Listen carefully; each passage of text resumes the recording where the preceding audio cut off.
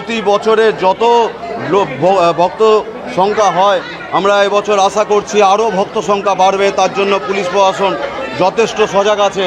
আমার সকল ভলেন্টিয়ার বন্ধুরা, সকলে আমাদের সদস্যরা, আমার সকলে মিলে ভক্তগণদের সুবিধার্থে সকলে মিলে সজাগ আছে। কোনো অপ্রীতিকর ঘটনা যাতে না ঘটে তার জন্য সবাই তটস্থ আছে।